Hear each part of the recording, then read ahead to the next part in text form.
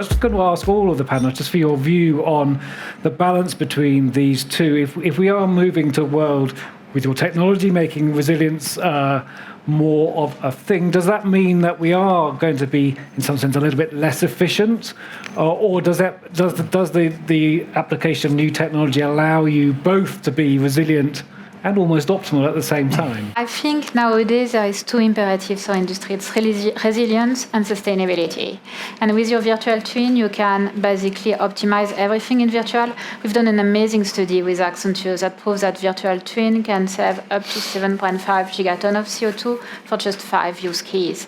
So I think using virtual twin is going to help these two topics. And at the same time, because sustainability is also about consuming less, using less of materials, water, CO2, it's going to be efficient as well. Yeah. So I'm super optimistic.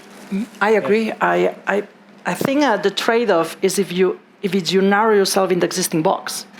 If you use the exact same input and you want to optimize for resilience and efficiency, for sure you're going to compromise on efficiency, but or on the quality of the output, on the cost, on the desired service to the customers.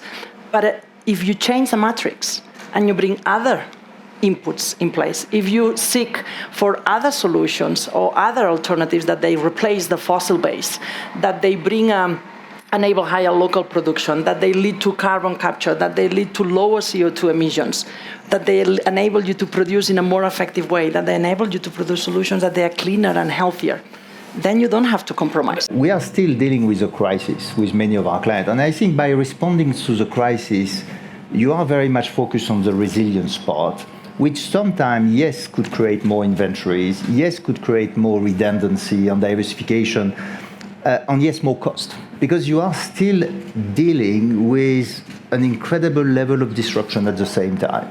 So what you do in the short term is one thing.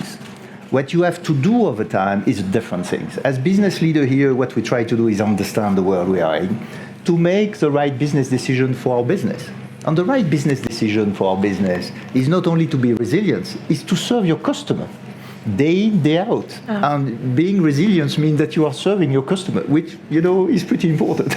And the second thing is you have to do it in a more sustainable way because your stakeholder, your customer, and your employees want you to be. So those things are imperative that will have to be addressed in a slightly different world. And yes, we believe that technology, and I am broad here, information technology as well as biotechnology, and all of the technology are still part of the solution.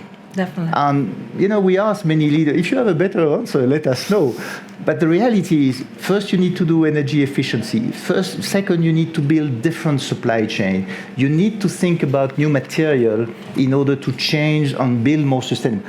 All of this, we believe, will require more technology than less. And in that case, you can probably achieve what you are saying, which is the best of both. More resilient supply chain, which are able to navigate through those famous disruptions, while being still competitive and driving a more sustainable outcome.